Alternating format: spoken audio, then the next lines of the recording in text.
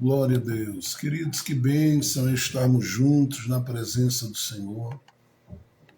Que Ele continue com as mãos estendidas sobre todos nós, nos alcançando pela sua infinita e maravilhosa graça, que Ele possa proporcionar ao seu coração, à sua casa, à sua vida, um tempo abundante durante esses dias de final de ano, e eu desejo que você seja muito feliz, muito abençoado e muito abençoada junto com a sua casa.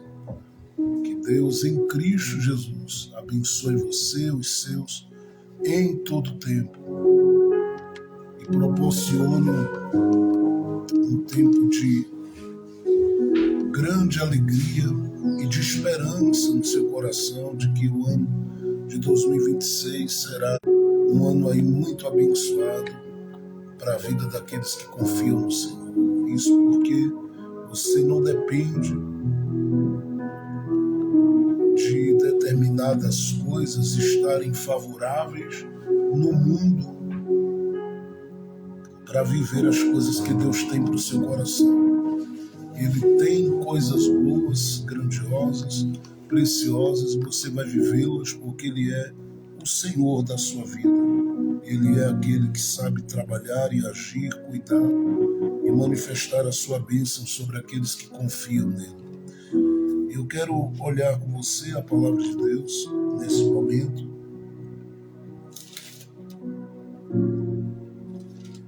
Quero olhar com você rapidinho para a gente poder meditar na palavra de Deus e daqui a pouco já estarmos levantando a voz em oração, clamando ao Senhor por esse período de final de ano, mas na verdade preparando o nosso coração, como temos feito durante todo esse mês para o ano 2026. Uma coisa é certa, até aqui nos ajudou o Senhor e até aqui o Senhor nos fez vencer debaixo do seu cuidado para a glória do seu santo, precioso e maravilhoso. Então nós vamos olhar aí Zacarias capítulo 11. É um texto que faz parte da exposição que nós estamos fazendo do livro de Zacarias. Desde o capítulo 1 estamos estudando a palavra de Deus e chegamos ao capítulo 11, e é um capítulo que ele traz uma mensagem de despertamento que confronta o coração e a alma, mas ao mesmo tempo planta na vida da gente uma esperança e uma confiança na fidelidade de Deus muito grande. Então eu quero olhar com você. Zacarias capítulo 11, a partir do verso 1 diz: abre, ó Líbano, as tuas portas para que o fogo consuma os cedros. Gemei faias, porque os cedros caíram, porque os mais excelentes são destruídos. Gemei, ó carvalhos de Bazã, porque o bosque forte é derribado. Voz de uivo dos pastores, porque a sua glória é destruída. Voz de bramido dos filhos de leões, porque foi destruída a soberba do Jordão. Assim diz o Senhor, meu Deus: apacenta as ovelhas da matança, cujos possuidores as matam, e não se têm preocupados, e cujos vendedores dizem: louvado seja o Senhor, porque hei enriquecido, e os seus pastores não têm piedade delas. Certamente não terei mais piedade dos moradores desta terra, diz o Senhor. Mas eis que entregarei os homens, cada um na mão do seu companheiro e na mão do seu rei. Eles ferirão a terra, e eu não os livrarei da sua mão. E eu apacentei as ovelhas da matança, as pobres ovelhas do rebanho. E tomei para mim 2 varas, a uma chamei suavidade, e a outra chamei laços, e apacentei as ovelhas. E destruí os 3 pastores no mês, porque se angustiou deles a minha alma, diz o Senhor, e também a sua alma teve fastio de mim. E eu disse: não vos apacentarei mais. O que morrer, morra, e o que for destruído, seja. E as que restarem, comam cada uma a carne da sua companheira. E tomei a minha vara, suavidade, e a quebrei, para desfazer o meu concerto, ou a minha aliança, que tinha estabelecido com todos esses povos, com todos estes povos. E foi quebrada naquele dia, e conheceram assim os pobres do rebanho que me aguardavam, que isto era a palavra do Senhor. E eu disse-lhes: se parece bem aos vossos olhos, dá-me o que me é devido, e se não, deixai-o. E pesaram o meu salário 30 moedas de prata. O Senhor, pois, me disse: arroja isso ao oleiro, esse belo preço em que fui avaliado por eles. E tomei as 30 moedas de prata e as arrojei ao oleiro na casa do Senhor. Então quebrei a minha segunda vara, chamada laços, para romper a irmandade entre Judá e Israel. E o Senhor me disse: toma ainda para ti o instrumento de um pastor insensato, porque eis que levantarei um pastor na terra, que não visitará as que estão perecendo, não buscará desgarrada, não sarará doente, nem apacentará a sã, mas comerá a carne da gorda e lhe despedaçará as unhas. Ai do pastor inútil que abandona o rebanho. A espada cairá sobre o seu braço e sobre o seu olho direito. O seu braço completamente se secará e o seu olho direito completamente se escurecerá. Eu quero ler ainda no capítulo 12, alguns versículos, diz assim: peso da palavra do Senhor sobre Israel. Fala o Senhor, o que estende o céu, e que funde a terra, e que forma o espírito do homem dentro dele. Eis que eu porei a Jerusalém como um copo de tremor para todos os povos em redor, e também para Judá, quando do cerco contra Jerusalém.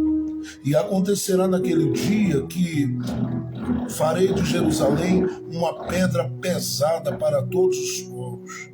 Todos os que carregarem com ela certamente serão despedaçados, e ajuntar-se-ão contra ela todas as nações da terra. Verso 4: naquele dia, diz o Senhor, ferirei de espanto a todos os cavalos, e de loucura os que montam neles. E sobre a casa de Judá abrirei os meus olhos, e ferirei de cegueira a todos os cavalos dos povos. Então os chefes de Judá dirão no seu coração: a minha força são os habitantes de Jerusalém, e o Senhor dos exércitos, seu Deus. Naquele dia, porei os chefes de Judá como uma brasa ardente debaixo da lenha, e como um facho entre gavelas, e à direita e à esquerda consumirão a todos os povos em redor. Jerusalém será habitada outra vez no seu próprio lugar, mesmo em Jerusalém.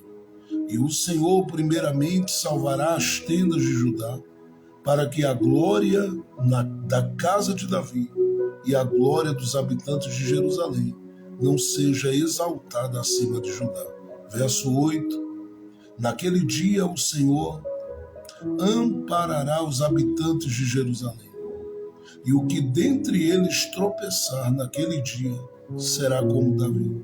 E a casa de Davi será como Deus, como o anjo do Senhor diante deles. Amém. Nós temos lido aí Zacarias capítulo 11, verso 1 até o versículo de número 17 e o capítulo de número 12, verso 1 ao verso de número 8.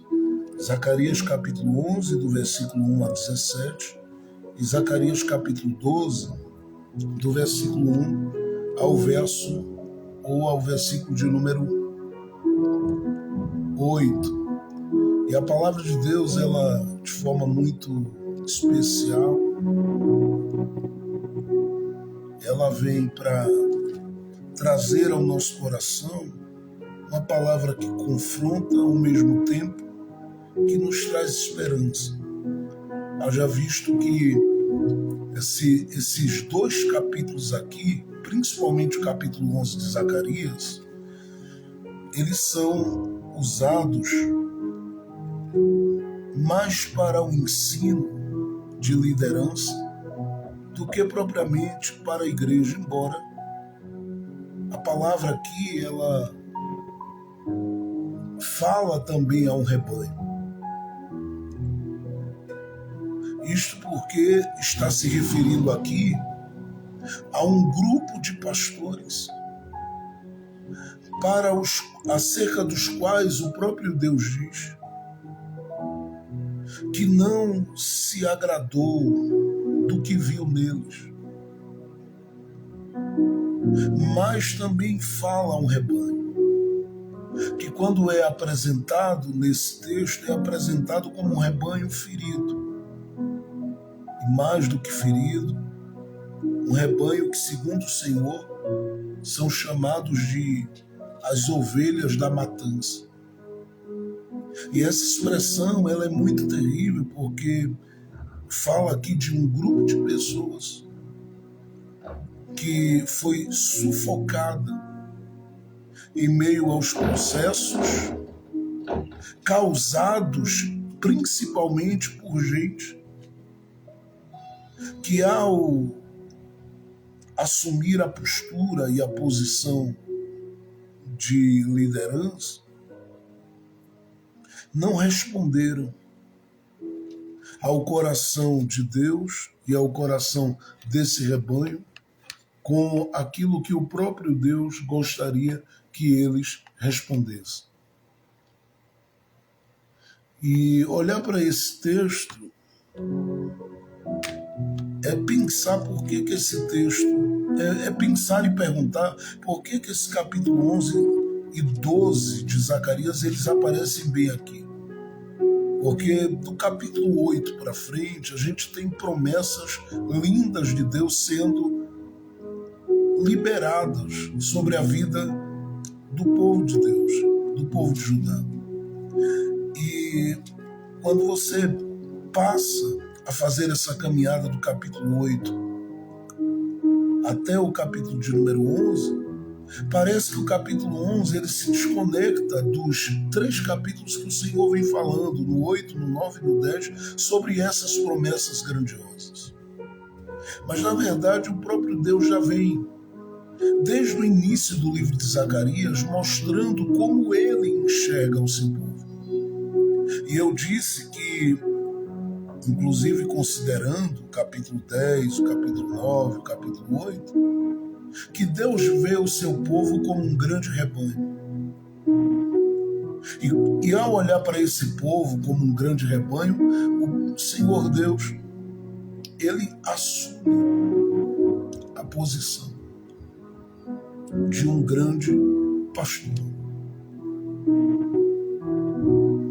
Só que esse grande pastor que é Deus, ele, por um período de tempo aqui no território de Judá, ele se faz representado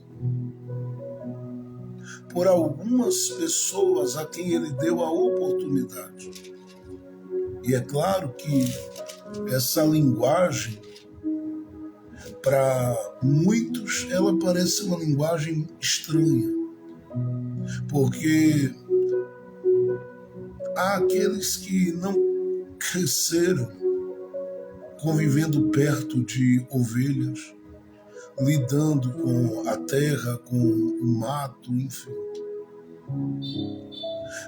Mas para aqueles que estavam vivendo aqueles dias, era muito comum você perceber que eles entendiam facilmente esse tipo de mensagem, porque eles conviviam com o cuidado com a terra, com o que se plantava, com o gado, também com as ovelhas. Logo entenderam que era um pastor que cuidava de ovelhas e de um rebanho, era muito comum para eles.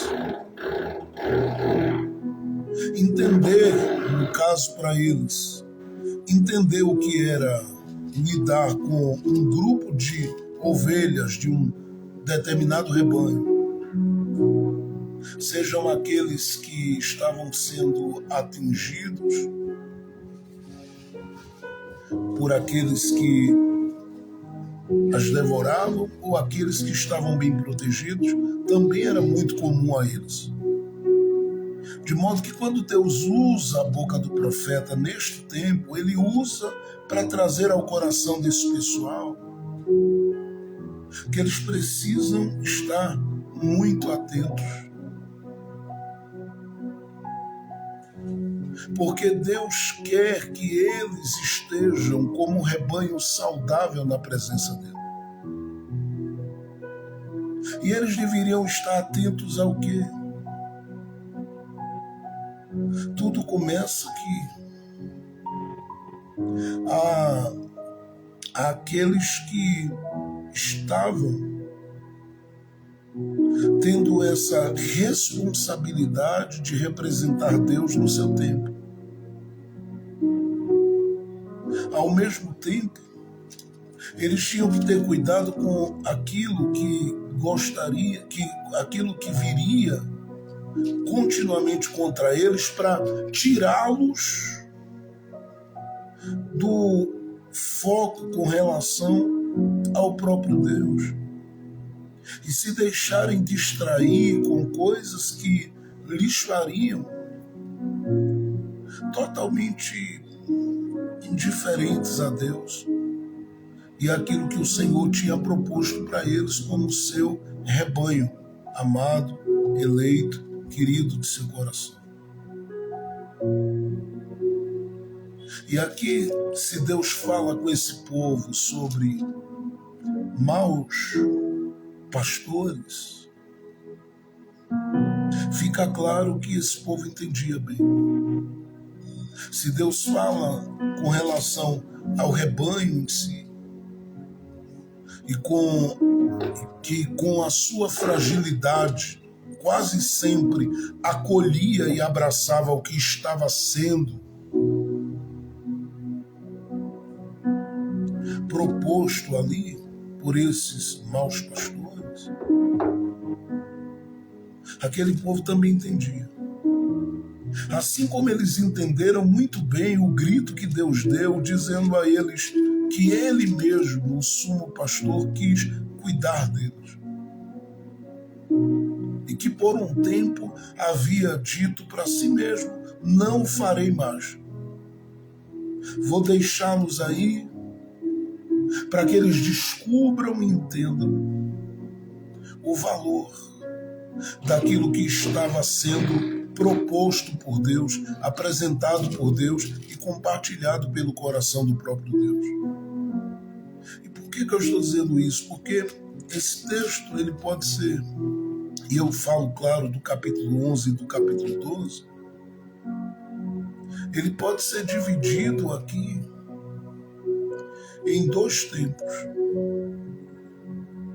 O primeiro tempo é esse tempo em que Deus coloca esse rebanho diante da realidade que eles mesmos estão vivendo e que eles às vezes não querem enxergar. O segundo tempo é o tempo em que Deus fala a esse rebanho, como aquele que é o sumo pastor, e acende no coração desse rebanho uma esperança. A esperança de dias de renovação, de reencontro, mas também a esperança de serem guiados por aquele que é o sumo pastor. Só que nesse primeiro tempo em que Deus coloca esse povo diante dessa realidade, Deus diz a eles: olha, eu, primeiro, estou identificando entre vocês que há aqueles que estão, mas decidiram não ser. E ele fala aqui de um número de líderes que diante de Deus, Deus os via sem nenhuma autenticidade. E isso por quê? Porque eles, na convivência com esse rebanho, se perceberam se distraindo com coisas que não deveria ocupar o lugar de Deus no coração deles. E o texto faz questão de dizer que eles são chamados à atenção porque o coração deles se inclinou a essa distração. E, lamentavelmente, existem aqui dois culpados nesse processo. O primeiro são aqueles que se permitiram distrair. E o que a gente pode considerar de tudo isso é que tem a ver com a humanidade deles, mas ao mesmo tempo com o coração que se deixou ter se assenhoreando dele, não aquele Senhor que os fez estar onde eles estão, mas se deixaram levar nos seus corações por qualquer outro Senhor que conseguisse manipular, seja naquilo que é material ou em qualquer outra questão. Porque Deus não tinha nada contra eles serem muito felizes, prósperos, abençoados. O que Deus tinha problema era o lugar que isso ocuparia na vida deles. Porque se eles continuassem dando glória a Deus e honrando primeiro a Deus, o Senhor iria continuar honrando. A questão é que eles vão se permitindo no seu coração se vincularem a qualquer outra coisa nessa existência da vida que não tem a ver com aquilo que o Senhor projetou, com aquilo que o Senhor estabeleceu, com aquilo que o Senhor determinou para que eles vivessem e fizessem. Uma segunda coisa dentro dessa realidade que está descrita no capítulo 11 aí, nós lemos,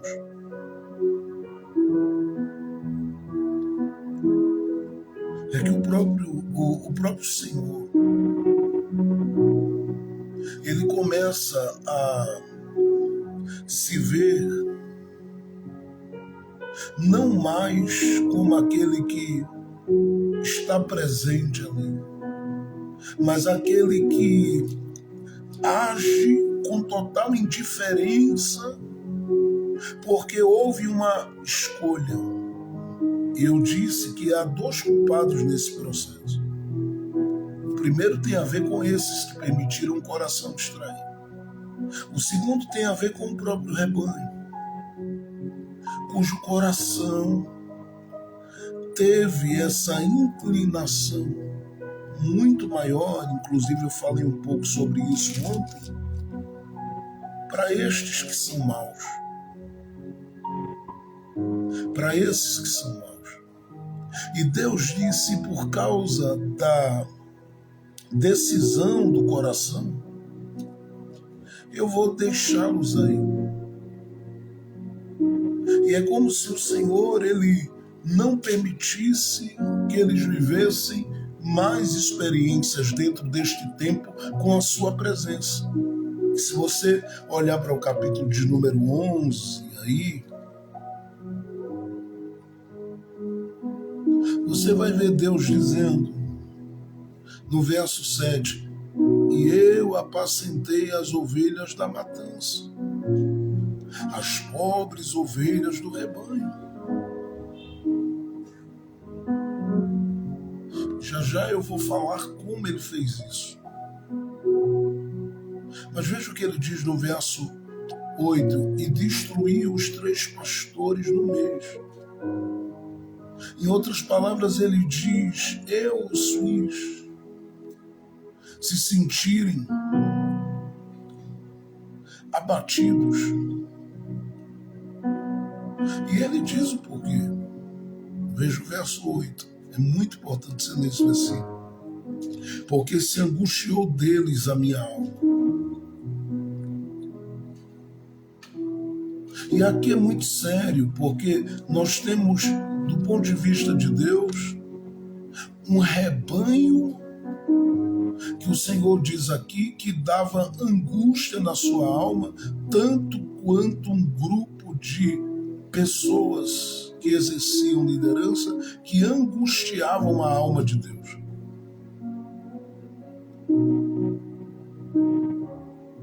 O Deus que a Bíblia diz que tem prazer na alma do justo, ele diz que se sentiu angustiado, vendo o que acontecia e o que aconteceu aqui. Porque tudo que aconteceu, é claro, aconteceu porque o Senhor decidiu se afastar um pouco e permitiu. Agora, a questão é por que ele permite. Ele permite porque o coração de pessoas ainda tem enraizado dentro deles algumas ambições que não têm a ver com Deus. Algumas alianças que não glorificam a Deus. Há alguns corações que estão presos a figuras que são alvos da sua idolatria. E no caso de alguns, eram aqueles que vêm já de muito tempo com isso enraizado no coração. E Deus, que não divide a sua glória com ninguém, ele olha para essas duas realidades e diz: a minha alma se angustiou com o que eu vi.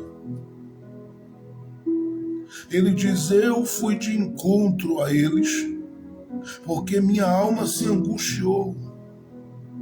Ao mesmo tempo que Deus enxerga uma realidade que está ali. E qual é essa realidade? Dentro daquilo que eu estou falando, é que eles tinham fastio do próprio Deus. Deus diz, eles não tinham fome, não tinham desejo, não tinham prazer em mim. E aqui eu percebi que se tem uma igreja, um rebanho ou liderança que causam a angústia na alma de Deus, tem a ver com esse tipo de gente que não faz de Deus o seu prazer. Gente cujas realizações são a sua prioridade, e essas realizações estão acima de Deus nas suas vidas. Deus diz, a minha alma se angustia com esse tipo de coisa. E ele diz, e eu percebo que eles têm um fastio. Eles não têm prazer, não têm alegria. E o Senhor Deus nesse tempo aqui, porque Zacarias está como profeta no meio de tudo isso, e Deus, nesse tempo aqui, está usando o profeta para dizer ao rebanho e a essa turma que eles precisam voltar para ele, se levantar, se achegar, se arrepender, enfim, tem uma série de coisas que Deus vai falando com eles aqui. Só que Deus vê o coração resistente tanto do rebanho quanto dos maus pastores. Então ele diz, tá bom, então eu vou permitir que se levante mais um no meio. Ele está falando aqui de que permitiria uma ação nestes dias que seria percebida por todo mundo. E que ação era essa? Ele diz aí no verso 16 do capítulo 11 de Zacarias, verso 16: porque eis que levantarei um pastor na terra, que não visitará as que estão perecendo. Então, comece a perceber que na visão de Deus, ele olha para esse momento, ele olha para esse tempo, ele olha para essa realidade. E o que é que ele diz? Que o que aconteceria nesses dias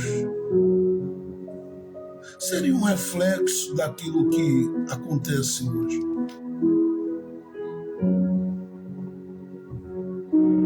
Corações que viveriam profundos desencontros.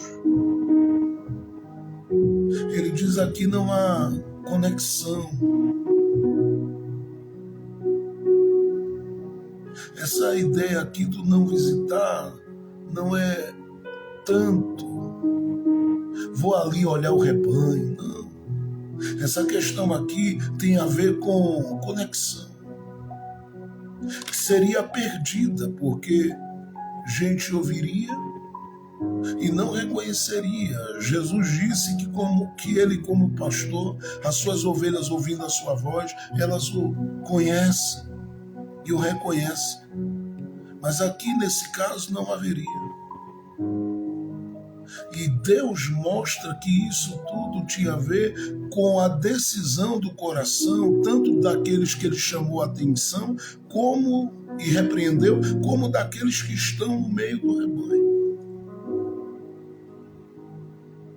Só que ele vai além.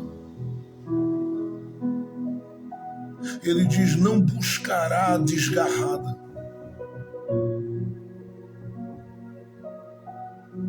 Ele deixará, ao Deus dará, à mercê dos lobos. Não há conexão, e porque não há conexão, não há um senso de proteção. E porque não há esse senso de proteção, que é um cuidado que aqueles que quase sempre querem ter, geralmente as pessoas, estou falando a nível de Brasil, não gostam.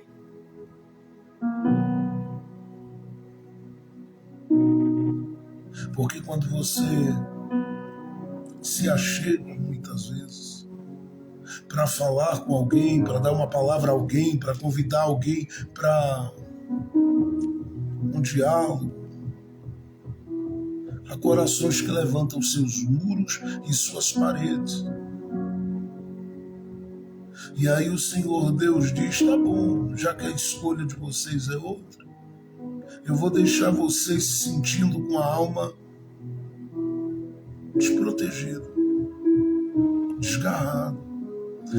E a ideia aqui é lamentável, porque Deus, que cuida do seu povo, revela esse cuidado através de gente que se importa.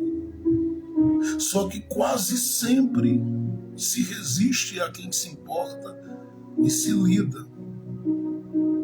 Caminhando por esse tempo da vida, sem considerar esta proteção.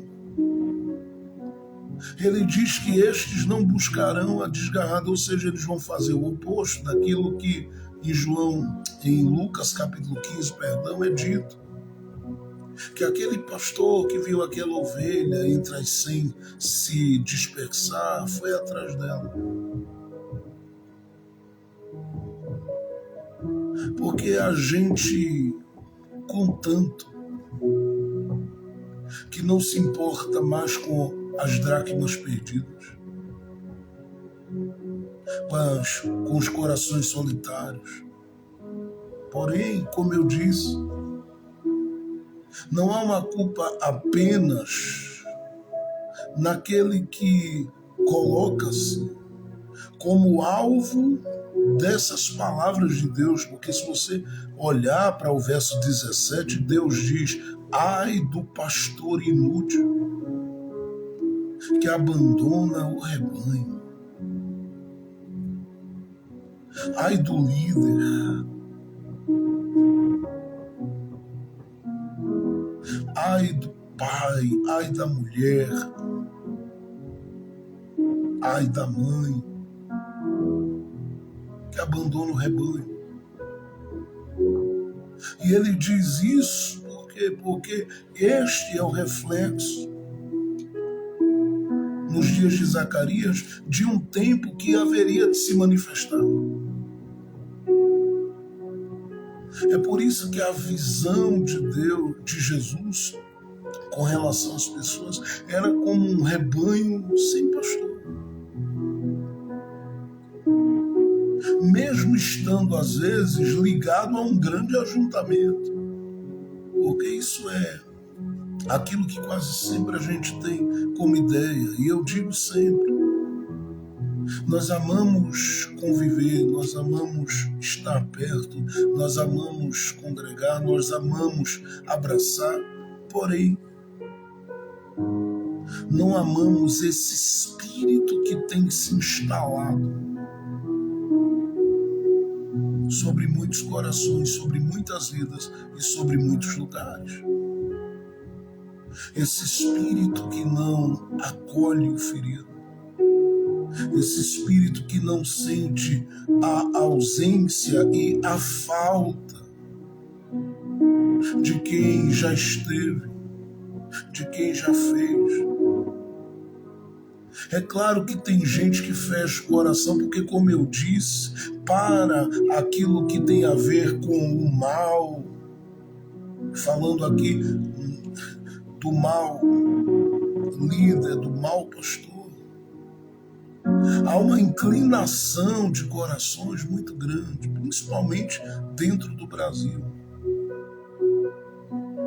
E eu não tenho nada contra quem quer que seja, porque às vezes parece para alguns, né, que às vezes a gente fala alguma coisa, eu falo alguma coisa aqui que revela algum sentimento, alguma visão contra A, B ou C, nada. Eu vivo orando continuamente por todos aqueles que servem, que adoram a Deus e que estão presentes nesse país. Mas oro sabendo que Paulo disse que é bem possível que haja gente no nosso meio que o Espírito Santo nem habite neles. Gente inconversa. E você vê pela resistência do coração, a dureza do coração. Não tem Espírito Santo que molde, que lapide, que convença, que molde. A pessoa é assim e diz: serei assim. Há aqueles que, encontrando-se com suas fragilidades e falhas, se prostrarão diante de Deus em oração e se humilharão e dirão: eu preciso mudar, eu estou uma peste nesse mundo. Há aqueles que vão se olhar e dizer: eu estou sendo uma desgraça nessa terra.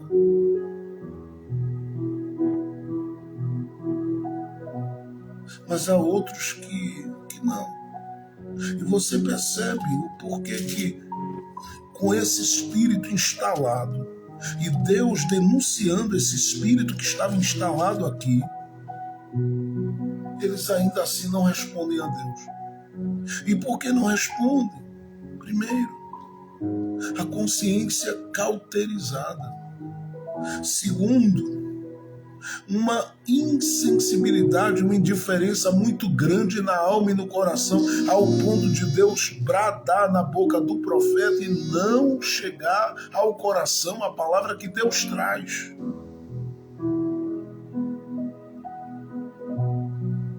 E aí o Senhor olha e diz: pastor inútil. Onde estava a inutilidade dele se ele tinha uma vocação? Não estava aqui o que alguém logo diria em não produzir, não, porque tem um rebanho aqui.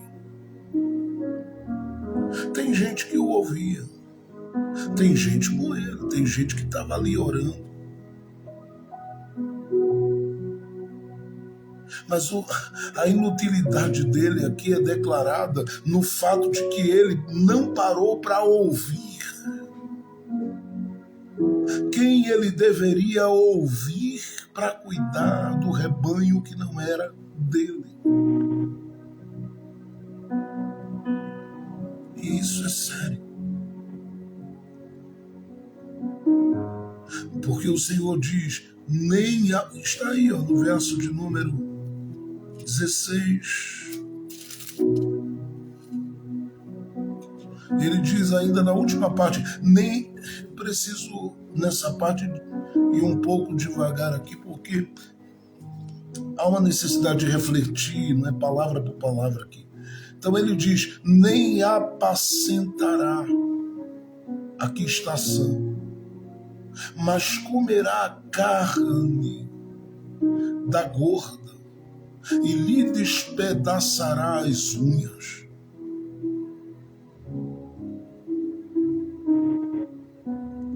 Então vem o Senhor vendo esse quadro e diz, ai do pastor inútil, que abandona o rebanho.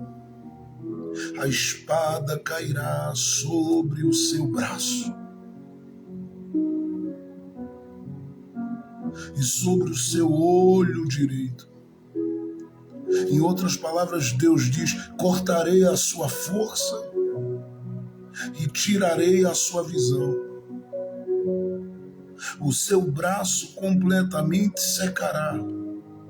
Deus diz, não conseguirá produzir mais nada. E o seu olho direito completamente se escurecerá. Deus diz, ficará impedido de discernir as coisas. Então, diante desse quadro aqui, a pergunta que fica é, onde é que entra esperança nisso aqui? Porque Deus fala do castigo desses.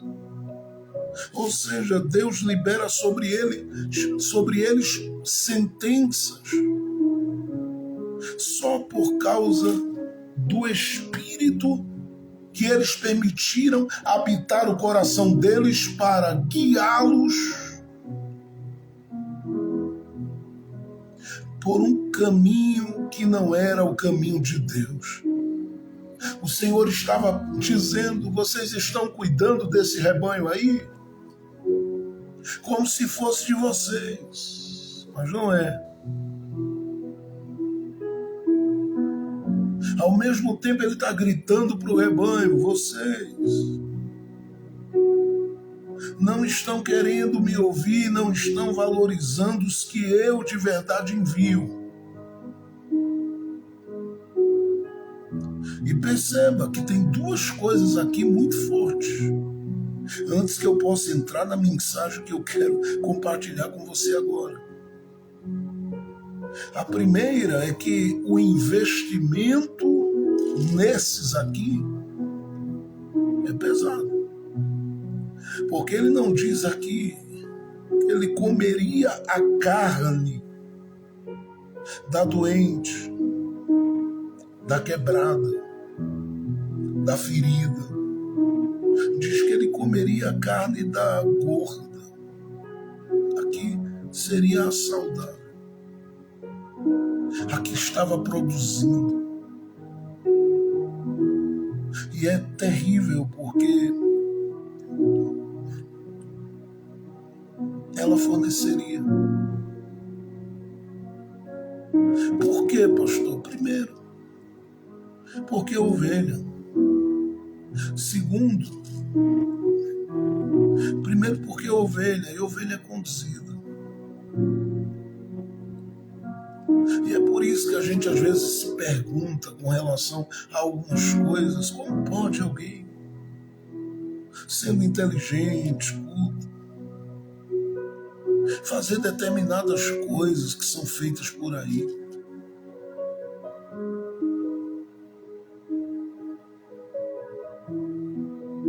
Isso é muito sério.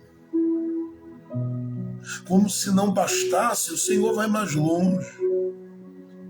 Porque ele diz que há um investimento. Só que ele diz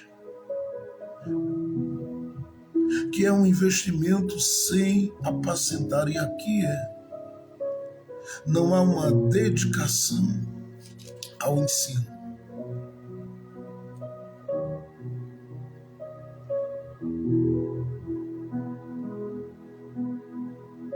Se usa o púlpito e o altar para qualquer outra coisa, menos para valorizar o ensino puro, verdadeiro, genuíno e autêntico da palavra.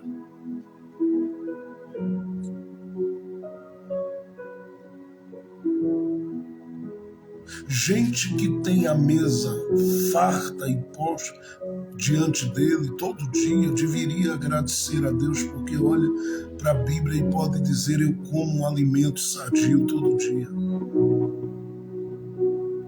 Porque o que tem de gente passando fome espiritualmente por aí, você não tem noção. Sem contar aqueles que não têm nenhum conhecimento bíblico, doutrinário das Escrituras. E aí vai abraçando uma série de coisas que são apresentadas e que estão entranhadas, inclusive, na alma da igreja brasileira. Eu falo da igreja brasileira como instituição. Como instituição.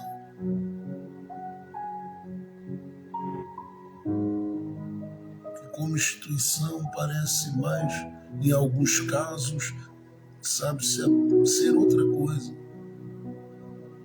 mais do que esse rebanho de Deus. E você olha para o texto bíblico e o texto ele grita, porque o Senhor diz: nem apacentará. Não conduzirá através do ensino. Quer ver algo ainda mais doído? Não cobrirá por meio da oração. Não se posicionará como aquele que ora diariamente, constantemente. Agora é claro que tudo isso de mal é alimentado por gente que gosta disso, ou que é enganada por isso. Mas aqueles que caminham com sinceridade quase sempre acabam, muitas vezes, sendo obrigados nessa vida a mudarem seu coração, sua mente, sua forma de ver. Porque o que tem de gente para fazer com que aqueles que são sinceros sejam empurrados para o canto da parede e se sintam sem saída, ao ponto de dizer: você vai mudar e vai ser ruim como todo mundo é ruim, porque se não for assim eu não te ajudo, se não for assim eu não somo contigo, se não for assim eu não coopero contigo. Escute, isso aqui não tem a ver com palavras de um pastor que está falando aqui. Era Deus usando um profeta e descrevendo essa realidade. Gente, que se ficar em um quarto,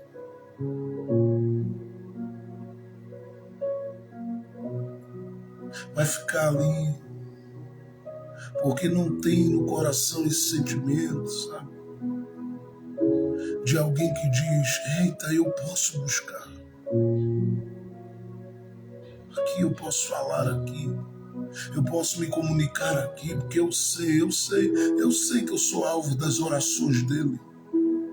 Eu sei que eu sou alvo das orações dela. Sim, eu sei que eu sou alvo dessas orações.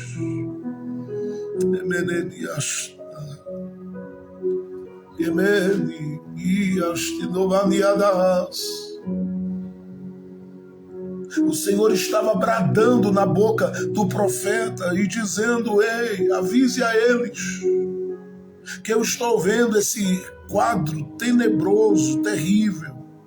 Eu estou contemplando essa realidade cruenta, grotesca, cruel. E diga a eles que estão assim por uma decisão do coração, porque o Senhor diz,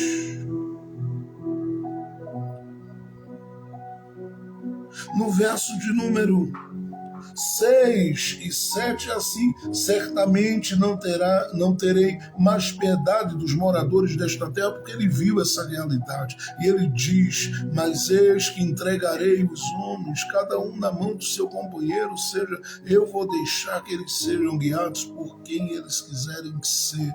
E ele diz, cada um será entregue na mão do seu rei, eles ferirão a terra e eu não os livrarei da sua mão. Por quê? Veja o verso 7. Eu apacentei as ovelhas da matança. Para Deus, esse quadro que está descrito aqui como uma realidade no meio do povo, era uma matança espiritual violenta. Gente fraca, gente debilitada, gente sem conhecimento nenhum da palavra, gente sendo levado por todo o vento e por qualquer coisa. E o pior de tudo é que não tem quem chegue com a Bíblia aberta de verdade que eles queiram ouvir. Porque para eles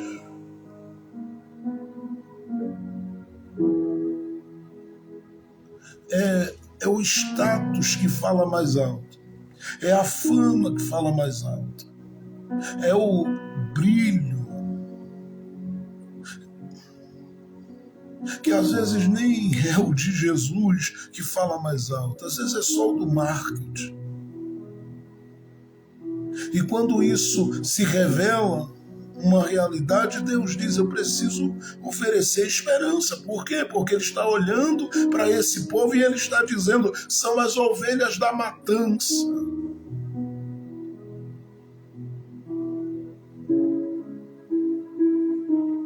Então o que é que Ele vai fazer?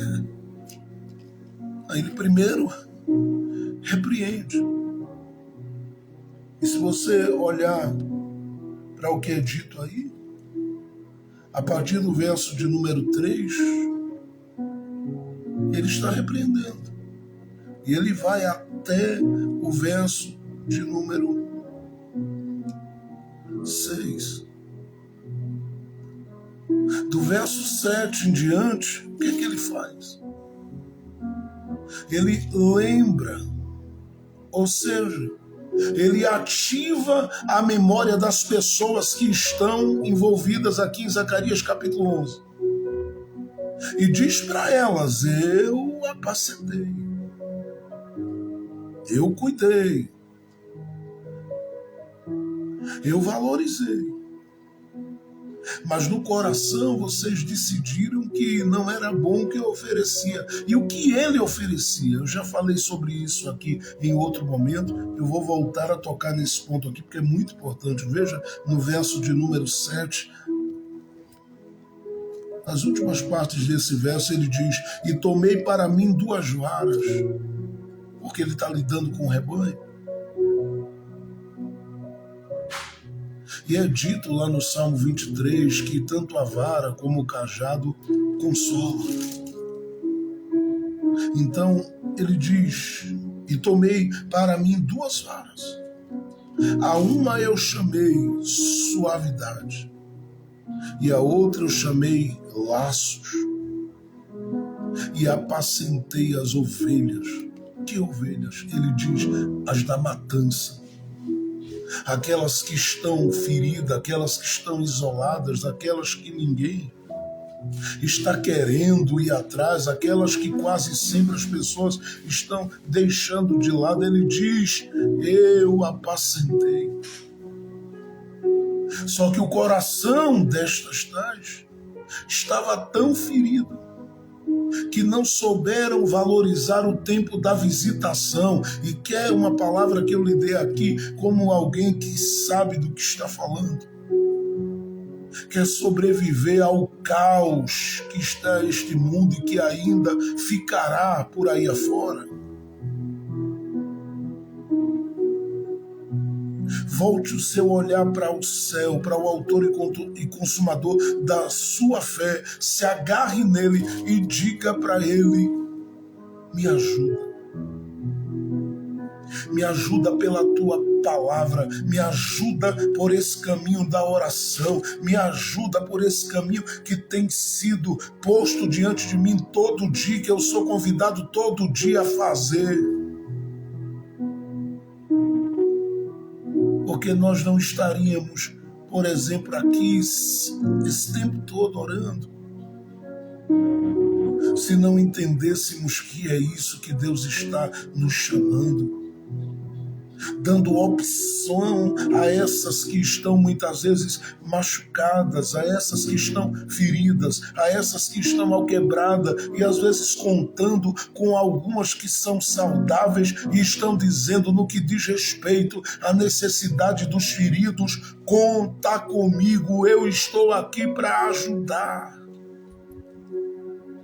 Porque há uma matança acontecendo, a fé de muita gente morrendo, gente se colocando numa posição em que desacreditam das coisas espirituais, desacreditam da palavra, e o próprio Deus vem e diz: isso precisa mudar.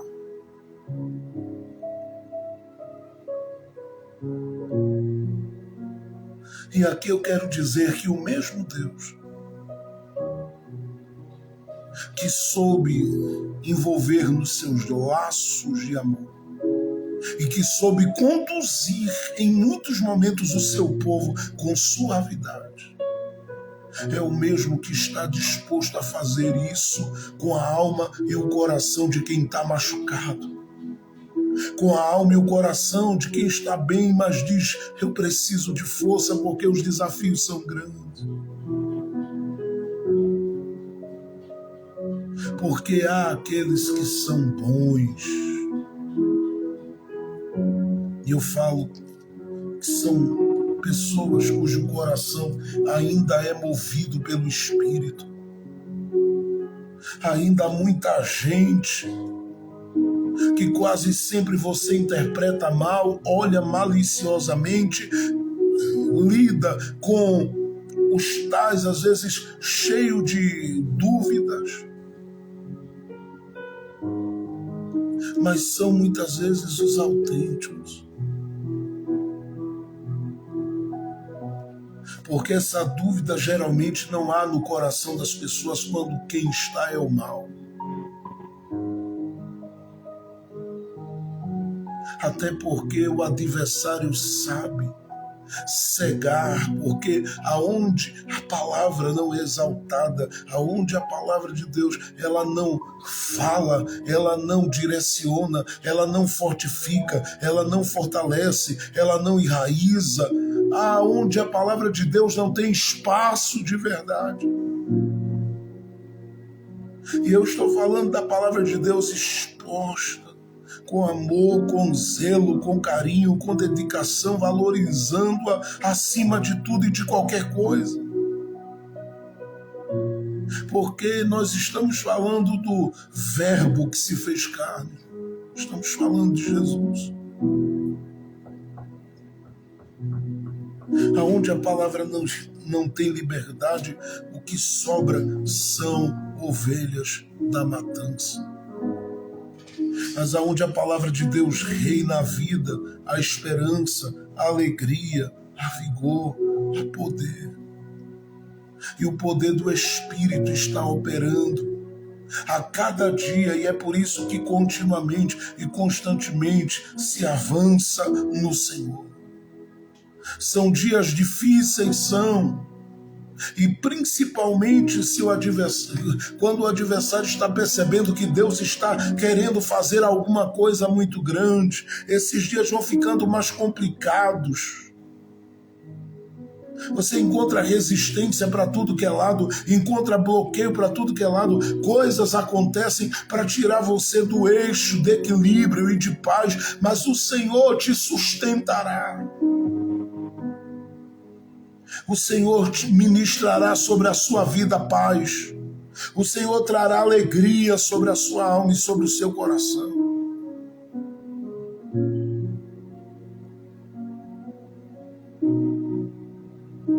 Cada um é que sabe se quer ser conduzido a cada dia por Deus e por gente do coração dele ou por outras coisas.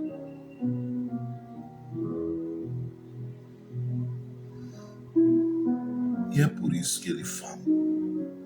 Como ele guiou o seu povo, ele diz: eu os apacentei com suavidade, com alegria, dando força, guiando. E é por isso que no Salmo de número 23, o salmista diz: o Senhor é o meu pastor, porque ele sabe que este sabe cuidar. E quando eu falo dele cuidando, eu estou dizendo que ele usa cada um de nós com as nossas limitações, com as nossas imperfeições, para sermos instrumentos da sua graça, para mostrarmos ao seu povo a sua palavra e fazer com que o seu povo marche na direção do seu coração, sim. Mas a gente aqui vai apontando para ele e dizendo a você que ele é o bom pastor, que dá a vida pelas suas ovelhas. Que aquele que se achega a ele não sentirá falta do alimento, porque ele suprirá seu coração e a sua alma em todo o tempo. Esta era uma realidade que está apresentada no capítulo 11. E nesse capítulo 11, esta realidade é a realidade das ovelhas da matança.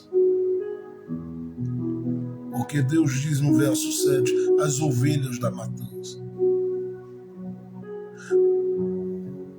Elas estão sendo sacrificadas e lidando com as suas feridas. E está faltando gente com óleo, gente com azeite, gente que se posicione e diga: eu estou orando por você.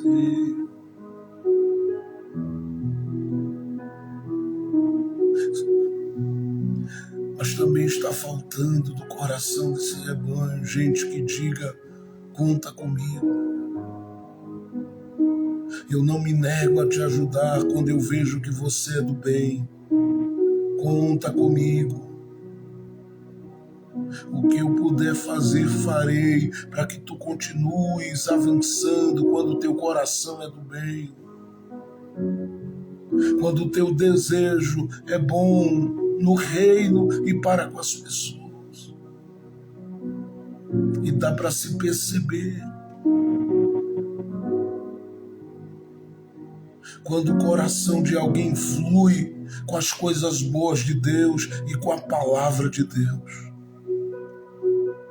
Só que ele olha para esse quadro e para essa realidade e decide liberar.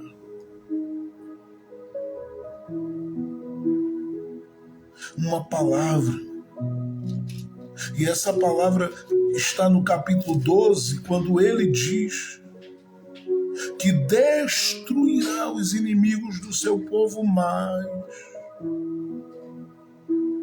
vai trazer o coração do seu povo ao arrependimento, vai purificar o seu povo e vai manifestar a sua bondade sobre eles. E eu li no capítulo 12 que ele começa a trazer esperança diante da realidade do capítulo 11, fazendo o seguinte: primeiro,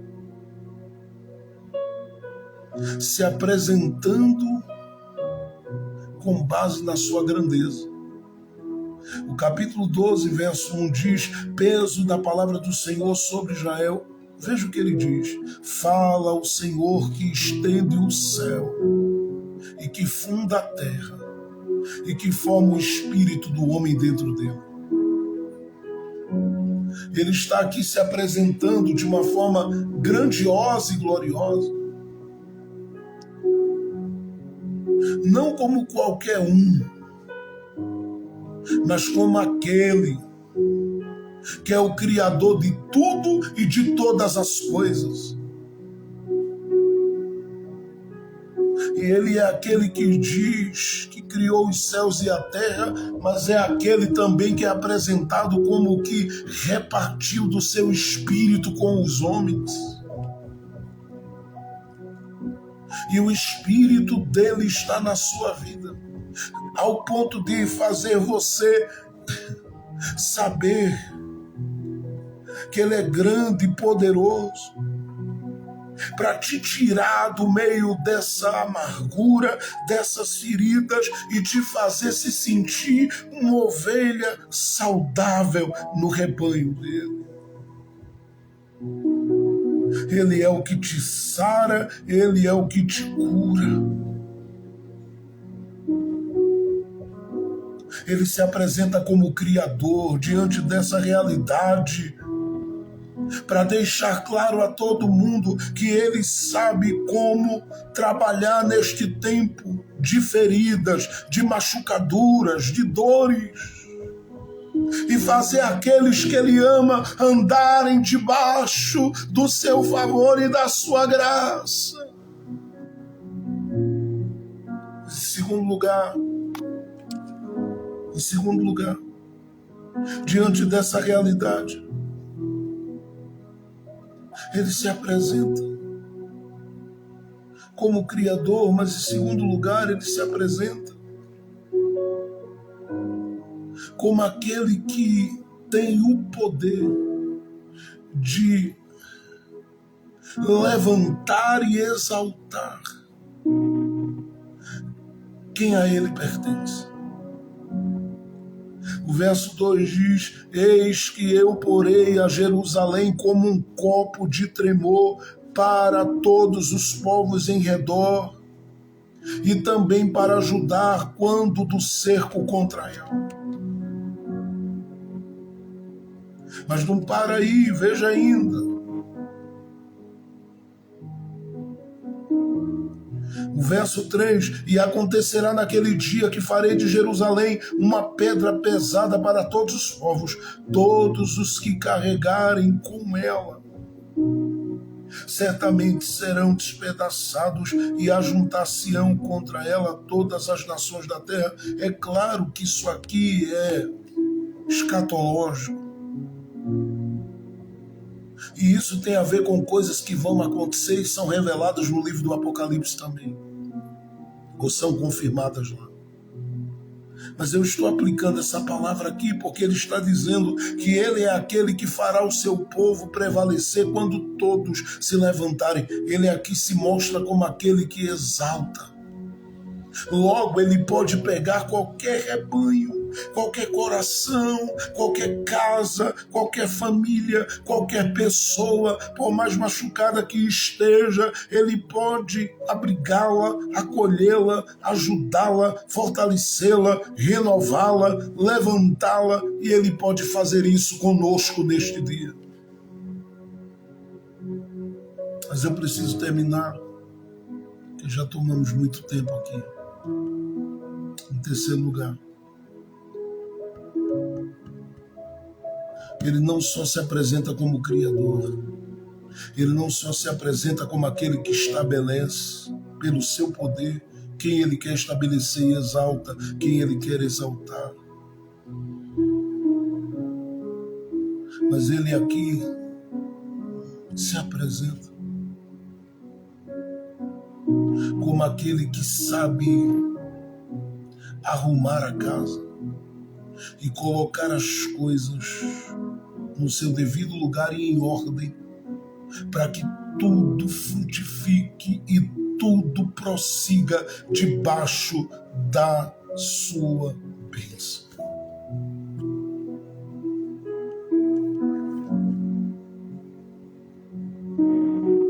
Por que eu estou dizendo isso? Veja o verso de número 4. Naquele dia, diz o Senhor, ferirei de espanto a todos os cavalos e de loucura aos que montam neles.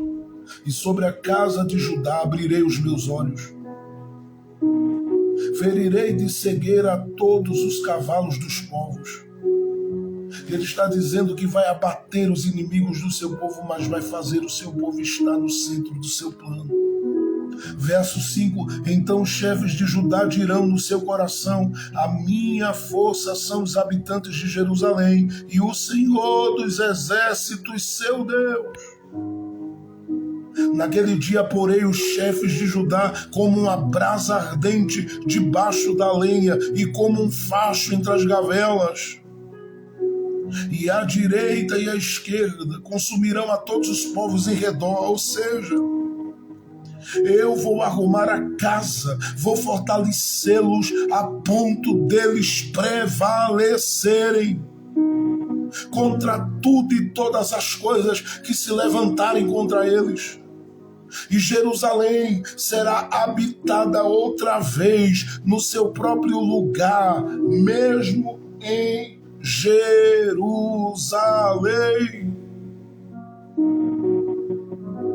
Mas ele não para aí.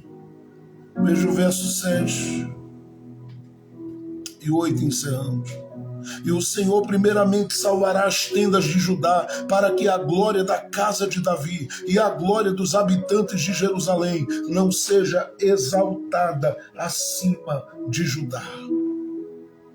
Naquele dia o Senhor amparará os habitantes de Jerusalém, e o que dentre eles tropeçar naquele dia será como Davi, e a casa de Davi será como Deus, como o anjo do Senhor diante deles.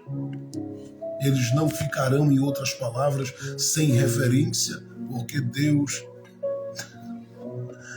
vai fazer com que tudo coopere para o crescimento, para o avanço, para a multiplicação do cuidado e das bênçãos de Deus sobre eles. Eu não sei quem recebe essa palavra, mas eu estou falando não apenas de Jerusalém, eu estou falando da sua vida. Porque eu sei que só o Senhor pode te fortalecer e te fazer prevalecer contra todos os ataques. Principalmente ataques que se levantaram em dias em que você se sentiu, quem sabe, sendo sacudido, balançado pelas circunstâncias da vida. Mas o Senhor, Ele diz que te fará firme, que te fará bem posicionado, e Ele exaltará o nome dEle sobre a sua vida e fará com que em tudo o nome dEle seja glorificado. A bênção de Deus está derramada sobre você e você viverá tudo que o Senhor planejou e projetou para esses dias na sua vida. Por isso, fique firme. Independente do momento, creia. Deus tratará suas feridas. Porém, do seu coração, seja aquele que responde a Deus com a verdade do seu coração e da sua alma. Honre a Deus e honre aqueles que são sinceros naquilo que fazem para o Senhor. Porque Deus fará você, tanto quanto cada um de nós, prevalecermos contra os nossos adversários, principalmente no mundo espiritual. Nenhuma ferida prevalecerá. Deus está abraçando suas ovelhas neste dia. Ele está enchendo sua alma de graça. E Ele está dizendo a você que Ele é o bom pastor. E Ele veio, como disse Jesus em João capítulo 10, para te dar vida e vida em abundância. Vamos orar neste momento. Pai, no nome de Jesus, mais uma vez na Tua presença, nós queremos te render graças, porque o ensino da Tua palavra tem sido compartilhado diariamente aqui. E nós temos vivido esse ano como um ano de desafios à nossa fé. Um ano de desafios à nossa confiança. Homens e mulheres sentiram o impacto, Senhor, desses últimos 5 anos, desde a pandemia para cá.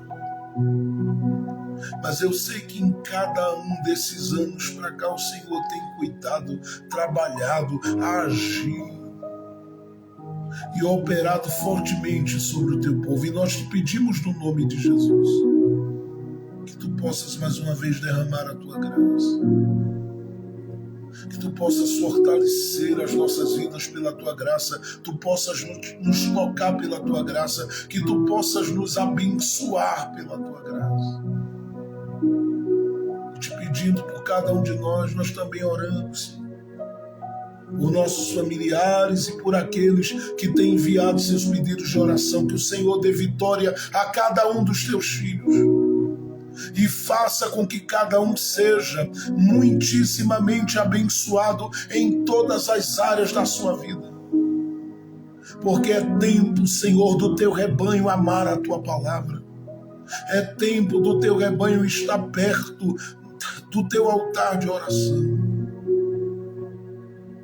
É tempo do teu rebanho, Senhor, andar em conexão com corações que querem fazer as coisas para o Senhor com sinceridade. E eu sei que o teu nome há de ser glorificado neste tempo. Porque Joel, no capítulo 2, verso 28, nos anima dizendo que o Senhor derramará do seu Espírito sobre toda a carne. E apesar de saber que há, Senhor, naquela profecia um cunho escatológico, eu sei que o Senhor já começou a mover desde Atos 2 o seu Espírito sobre homens e mulheres, e eu creio que tu vais fazer um grande movimento esses dias, que tu vais abençoar, que tu vais exaltar, que tu vais honrar o teu nome na vida daqueles que te amam.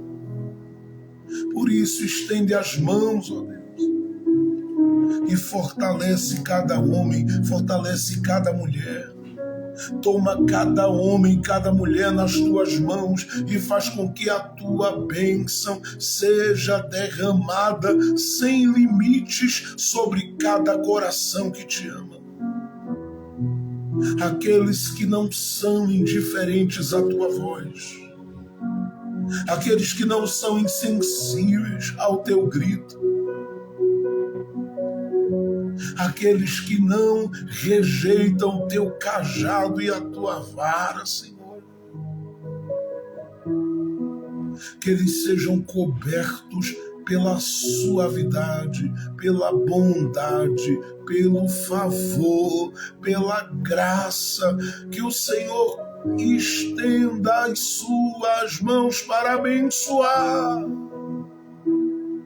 e que o teu nome em tudo e em todas as coisas seja glorificado. Nós te pedimos, Pai, que a tua paz habite casas, vidas e histórias, no nome de Jesus. Cuida de todos nós como tens cuidado durante todo este ano, porque somos muitíssimamente abençoados. Traz a cura para aqueles que estão esperando um milagre, clamando por um milagre. Traz vida para quem precisa de vida. Entra com restauração e saúde nas casas e ministra um tempo de bênção sem medida para a vida dos que esperam e que confiam no poder do teu nome. Eu estou te pedindo em nome do teu Filho Jesus Cristo, faz uma grande obra de cura e de restauração.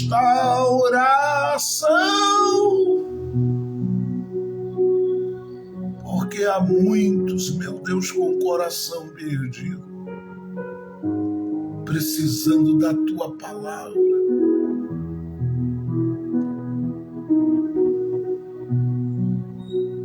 Conecta esses corações para que sejam em tudo abençoados, em tudo ajudados, em tudo fortalecidos pelo poder do teu Espírito Santo. Que seja assim, em nome de Jesus, para a glória de Jesus.